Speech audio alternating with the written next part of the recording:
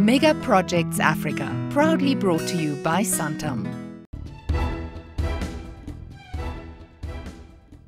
Hello and a warm welcome to Mega Projects Africa, where we'll be discussing infrastructure on the continent. I'm Gugulethu, Cele. Today, my guests and I will concentrate on matters around integrating infrastructure across borders, finance models to close the infrastructure gap, the role of the public sector, what projects one should be invested in, and where the resources for these projects should come from. Joining me in studio are Mr. Karl Bishop, Head of Niche Business at Santam, and Hasnen Varawalla, Head of Corporate Finance at Barclays Africa. Gentlemen, thank you so much for joining us today. When we talk infrastructure, sometimes we tend to get lost in the vastness of this particular issue. But very quickly, just to gauge your view on the infrastructure deficit we have on the continent, on a scale of 1 to 10, Mr. Varawalla, how do we fare? If you take 10 being the deficit, yes, the highest deficit, I would say we are probably somewhere between 8 and 9. 8 and 9. Mr. Bishop, just to get your view quickly. I'd agree with that. I think it somewhere is there. But it depends, I suppose, from country to country it varies. But in a general sort of sense covering the continent, I would agree. Mm-hmm. Yeah. Many do say that maybe sometimes the buck stops with the state, and I'd like to gauge your feeling on some of the African governments who might have enabling policies as well as framework to encourage the level of infrastructure development versus the level of private sector participation. Mr. Bishop, let's get your view firstly on the level of infrastructure framework in order to create an enabling environment. I think South Africa has sort of led the way with the PPP environment, and we've seen the success of that, and it's produced a number of good results, particularly around the renewable energy sector, where it's really been quite successful. And I've seen one or two countries also try to replicate that. Kenya being one of them, which is really now ramping up and focusing on the PPP environment. And I believe that will be successful. So to go back to maybe your earlier comment in terms of what role does the government play, what role does the private sector play, I think it's actually sort of a symbiotic relationship that one needs. Because most of the time these projects affect communities. There's usually a state entity that's involved in these things. So it really is beneficial to all the players. So I think a sort of a symbiotic relationship is really what's needed. How far or what level that is, I think that really is probably one of the questions as to how much is government, how much is private. Having said that, though, it almost seems as though there needs to be some kind of standard to be set, not only to ensure that there's a symbiotic relationship between both the public and private sector, but within the African countries and states themselves to ensure that regional infrastructural development can also take place. In your view, Mr. Varawalla, is this where we're lacking? I wouldn't say that we are necessarily lacking, but this is clearly something which is quite important to do. And it's at various elements of infrastructure. I guess first and foremost, of course, when you do have this inter-regional and inter-country cooperation becoming important is, for example, when it comes to transport infrastructure, particularly around projects around railways which need to cross borders, or for that matter, road infrastructure. Those are two, of course, obvious areas. The other thing which is also important is, for example, in Africa, we have a number of countries which are landlocked. For them to have access to port infrastructure in the neighboring countries, that becomes important. The other area where this kind of cooperation is indeed imperative is in some of the power projects, where we have very large-scale power projects being put up in certain countries, and part of the offtake requires the energy to be sold across borders. So those are just some of the examples where this kind of multi-country or regional cooperation indeed becomes extremely important. Before we move on to the funding models, both of you represent private institutions which have operations across the continent. Are there practical examples or experiences that the both of you have had in your organizations where this has either been an impediment or you've actually found practical tools and ways to maneuver through the disconnect sometimes between these various states? Yeah, some of these take very long to even come to fruition. So it's a number of years in the making, and as Hasnen said, it gets even more complicated when it's across country.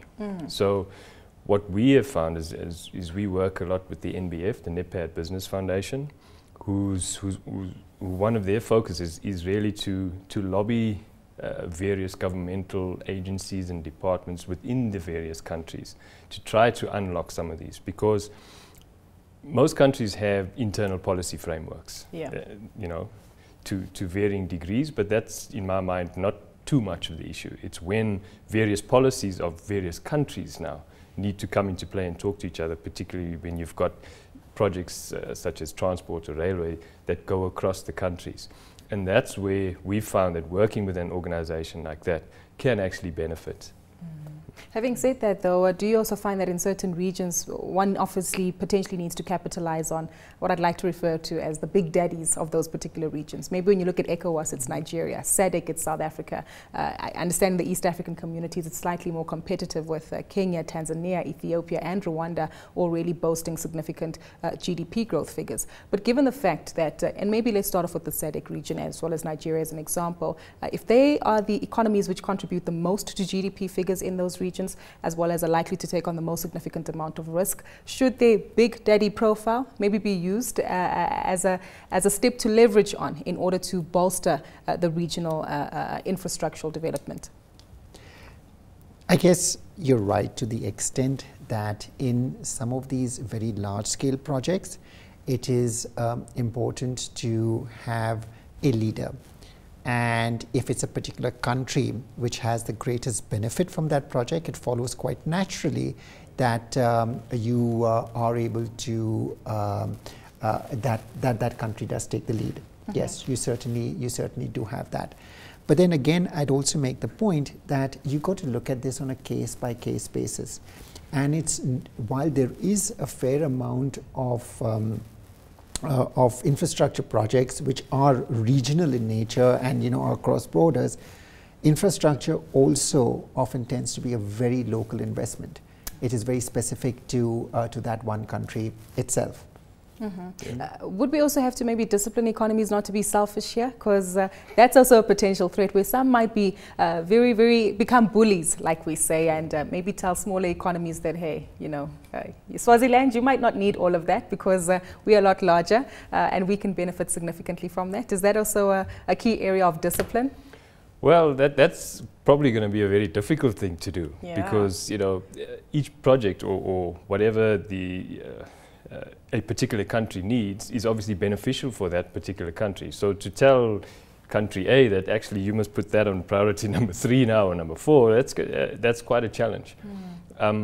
But maybe some of the models that I think might work, and not to get to the financial models right now, but in some terms of a practical example, is that also as a private sector, we should actually also cooperate a lot more in terms of bringing total packaged solutions to the table, whether it be financing, whether it be the risk environment, whether it be the insurance, and so on.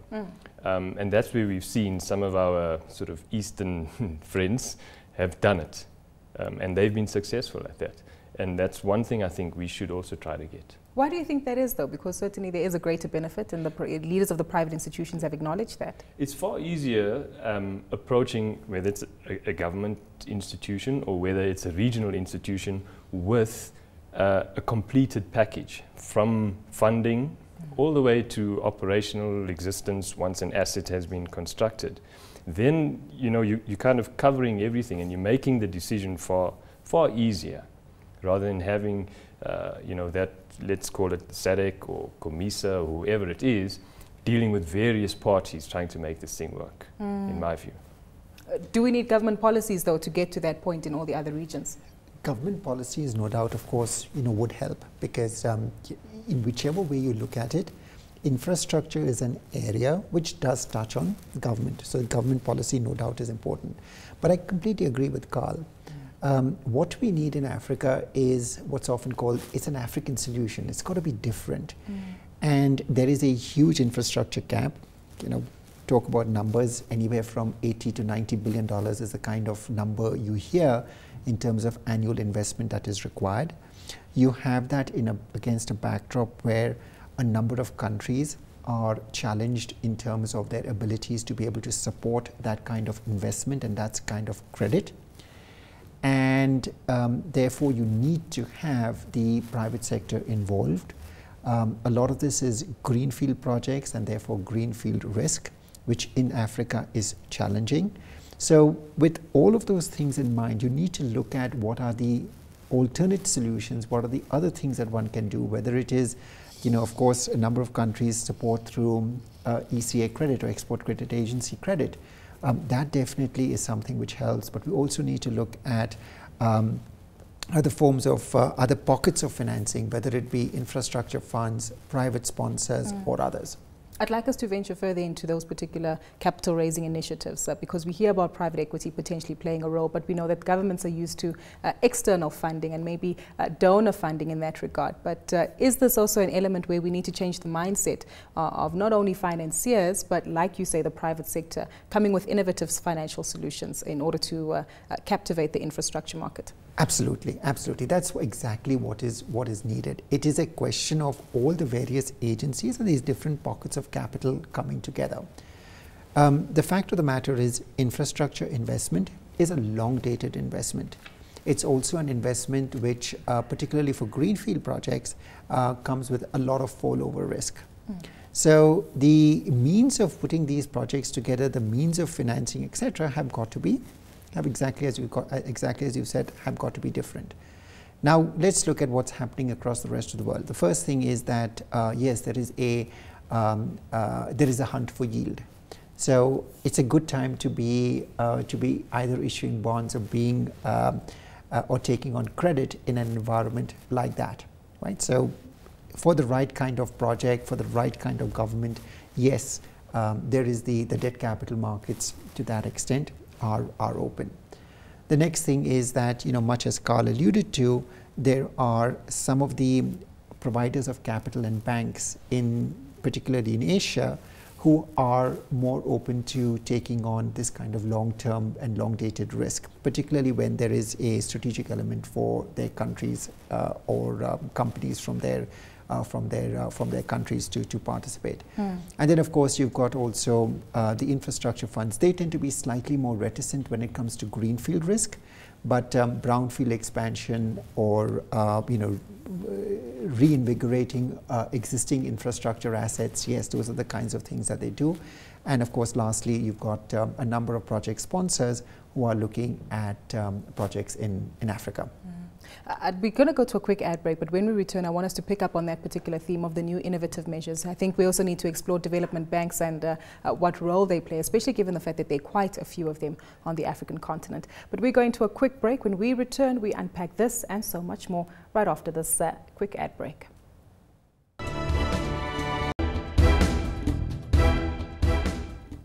Welcome back to Mega Projects Africa. Still in studio with me, I have Karl Bishop, Head of Niche Business at Santam, and Hasnen Varawalla, Head of Corporate Finance at Barclays Africa. Now we continue our discussion on the growth and development of infrastructure on the African continent. Just before the ad break, we ventured into the various levels of financing and some of the more innovative and creative ways. But having said this, I want us to explore more some of the practical examples which have really worked on several African projects, especially the likes of project financing. And I want to throw the topic of potential regional fundraising, if we'll ever see something like that, where a group of economies gather together and try to raise funding for particular projects that they have in the pipeline that will benefit all of the relative economies. Hassan? Sure. No doubt that is possible, and there are some projects which could be considered for that, particularly where there is a regional benefit if the countries in a particular region, if they are able to pool their resources together to be able to tap those sources of financing. Now, one thing which is often spoken about is project bonds, for example, and that is on the strength of the cash flows of the project itself to be able to raise financing in the bond market. The other area where there clearly is some innovation which is possible is around securitization of receivables in infrastructure projects, particularly relevant, for example, in the case of airports or in the case of gas pipelines, where there is a stream of cash flows which is to come in the future. So those are some of the kinds of things which which can be done. And while I can't name specific projects, they're definitely the kinds of things which are being considered in Africa. What about the risks there? I'm happy you touched on oil and gas for a moment, because we've all seen what's happened to many of the commodity prices in recent months. Oil at the moment trilling around, what, $50 a barrel. For you to substantiate the bankability of a project like that, given the movements that we see in the commodity price segment, can't be easy. And is that probably where the nervousness around several of these infrastructure projects comes in, Mr. Bishop? Yeah, I think Hasnen will probably be better placed to take that one on. But I mean, in my sense, there's probably two parts to it. There's the financial risk, and the sort of long-term viability of the project, which is probably a little bit less in my world, because we look at more at the physical risk and the nature of things actually happening. But certainly, some of our products are linked to certain financial outputs, whatever they may be, and that risk is there. So my sense of it is, as the commodity prices or world markets move, so does people's appetite for the risk move as well. Exactly. Mr. Varawalla, you're the expert clearly on the commodities and the markets. Walk us through this. I mean, I'd put it to you this way, that of course you're right. Underlying many of these projects is a long-term price expectation around certain commodities. But you must bear in mind that these have got to be long-term price expectations. And you've got to keep in mind the fact that it takes some years for these projects to come on stream and for them to be able to, and they have a long lifespan, 25, 30 years for many of these projects. So therefore, when you look at these projects and to look at just the spot price of a particular commodity at a point in time, it's not really the right way to look at some of these projects. Nevertheless, the fact of the matter is that risk departments and various finance providers do look at the spot price, because that's what's in front of you, and that does impact people's thinking and their decision making. But these projects only work when you consider them from the standpoint of a long-term price, which is often different from the volatility in spot prices. Having said that, Mr. Varawalla, does this potentially make the attractiveness of certain infrastructure projects slightly less compared to others? In other words, would investors maybe look keenly to invest in ports as well as roads, which aren't necessarily heavily connected to commodity prices, such as the opportunity to venture into oil, gas, as well as other energy projects? Either of you can take that one. Sure. If maybe I'll take a first stab and then call him. Every project has to be looked at with a different lens.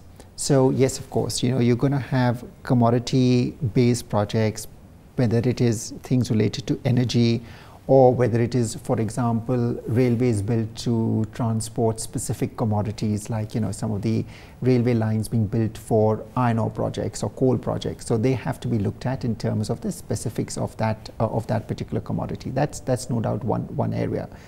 But there are a very large number of other projects which are just simply a play on the overall economy. And I'll just pick up one theme, which is everything around internal transportation within Africa. Trade within Africa, if you exclude South Africa, is just about 8% of GDP, of total trade.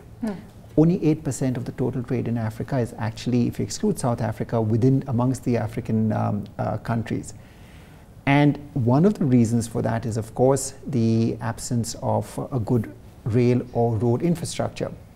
So, that in response to your question is linked to much more what is happening in terms of the underlying play in the economy itself, as opposed to linked to any particular single commodity. Something else that's associated with the funding, Mr. Bishop, that you can give us enlightenment on is obviously covering this risk. It's a common word that has come up throughout this conversation. And are we finding that sufficient African institutions in the financial services sector, like Santam, are playing more of a significant role when it comes to covering this risk versus our international peers? I think the issue that we're getting now, particularly on the larger projects, is we have a number of international financiers who seem to be playing, and a number of international advisors who are playing. So what really is happening now is, I'd hazard a guess, and don't hold me to this number, but between 80 and 90% of premium flow, risk premium flow, is leaving the African continent. Purely because of the perception that the capacities that are needed exist outside of Africa, which is actually quite wrong. There's that capacity, and more importantly, that skill to underwrite the risks effectively does sit in Africa. And we've proven that by actually covering these projects quite successfully over time. So I do believe that also needs to be looked at. I just also want to touch on your previous question as well. In my view, in terms of, are some of these projects more viable at particular points in time? I'll go back to something I said earlier, is that a lot of these economies actually need road infrastructure, rail infrastructure. Back to the basics. Back to the basics, So the local economy needs it, the local communities need it. So, whether you link, Zambia would need a road linking Lusaka to the north. That needs to happen in any event. So I think then the question really is sort of facilitating that to happen more effectively. I'm happy that you touched on that word facilitation, because as we draw closer to wrapping up this conversation, I want us to use two practical examples, or many of the projects that you might have both worked on. Because looking at the beginning of our conversation, you both mentioned that the infrastructure deficit across the continent is significantly high. How can we facilitate the reduction of that number to a 2 or a 3 out of 10, where we see significant infrastructure development across the continent, which will no doubt have an indirect impact on GDP as well as economic growth across all these economic regions? Are there particular projects that we can learn from some of our peers on the continent? I'd put it, this way. I guess as a financial institution, the one thing that we are very focused on is to be able to look to partner with sponsors in order to be able to finance these projects. Most recently, we announced financial close on a very large power project in Zambia, where Barclays was fortunate to be amongst was the lead arranger and advisor to that project.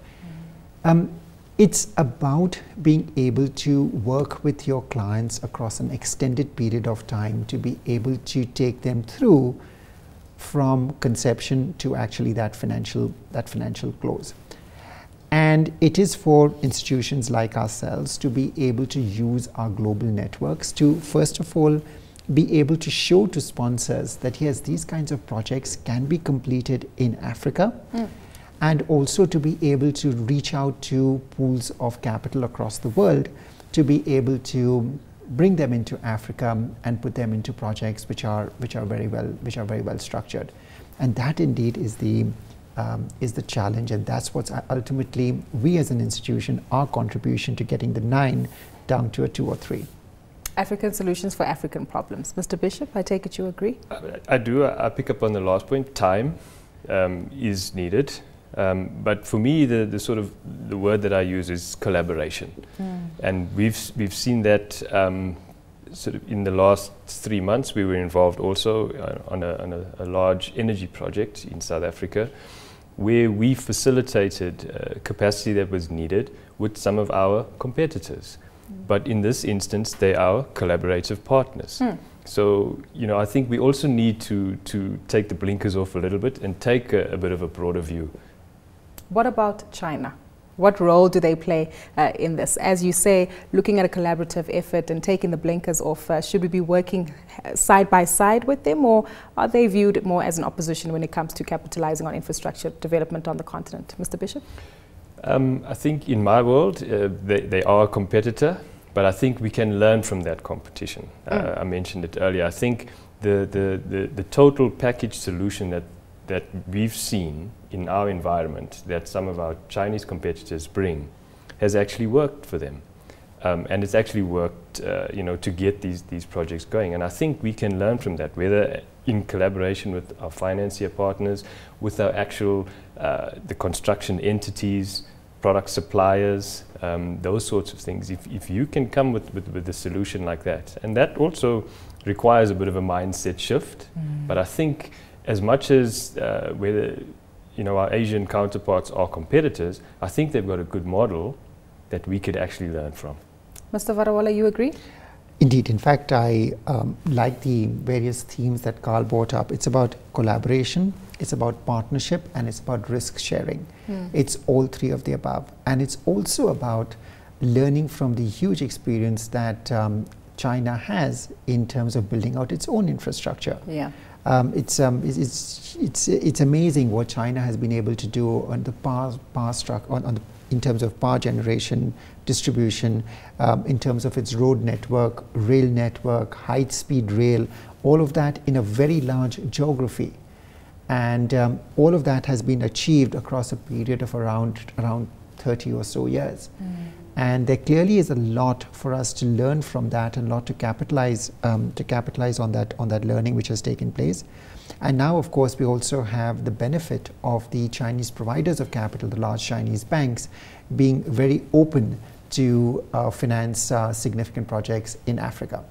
Sounds like collaboration is clearly the key word that we all need to be taking away from this conversation. Well, a big thank you to both my guests, Mr. Karl Bishop, Head of Niche Business at Santam, and Hasnen Varawalla, Head of Corporate Finance at Barclays Africa. Well, in 2 weeks from today, we'll continue this debate on infrastructure, but placing the focus more on unlocking infrastructural development. Until then, I'm Gugulethu Cele. It's goodbye for now.